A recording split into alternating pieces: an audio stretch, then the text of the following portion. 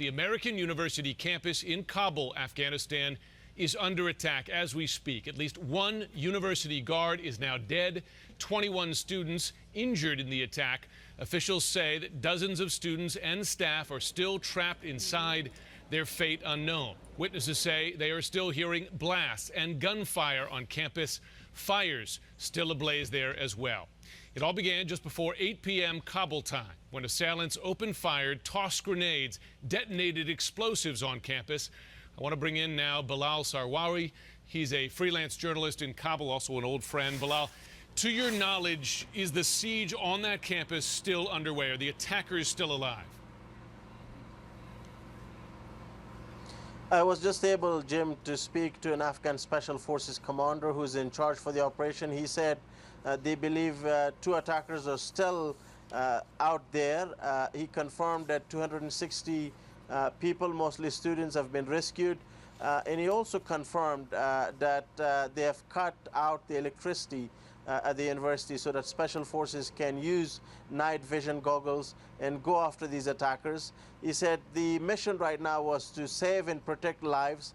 University guards, armed guards, are also holding against the Taliban attackers, as this special force commander is putting it, on the third floor.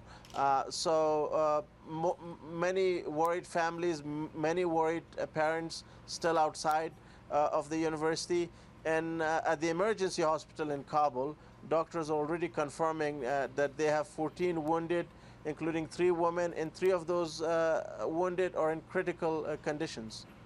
Now, Bilal, you just said there that Afghan police, they're identifying the Taliban as being behind this attack, not another group such as ISIS?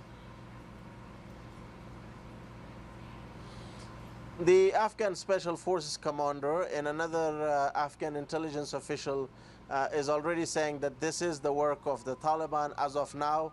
They're saying that it's still an ongoing situation, so they're trying to gather more information. But you have to remember, Jim, since Siraj Haqqani, the leader of the Pakistan-based militant group, has taken over as the military commander for the Taliban, we have seen more lethal attacks. We have seen trucks being driven into Kabul with potent explosives.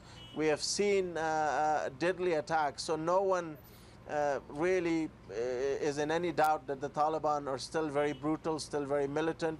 Specifically, Sirajuddin Haqqani and his organization really has been able to penetrate and infiltrate inside Kabul and carry out these high-profile attacks. And despite an enormous security presence in and around Kabul. Now, one witness that we spoke to, who made it out safely, thankfully, said that he has friends and teachers still trapped inside. As you speak to Afghan special forces, they're behaving as if there are still hostages on campus.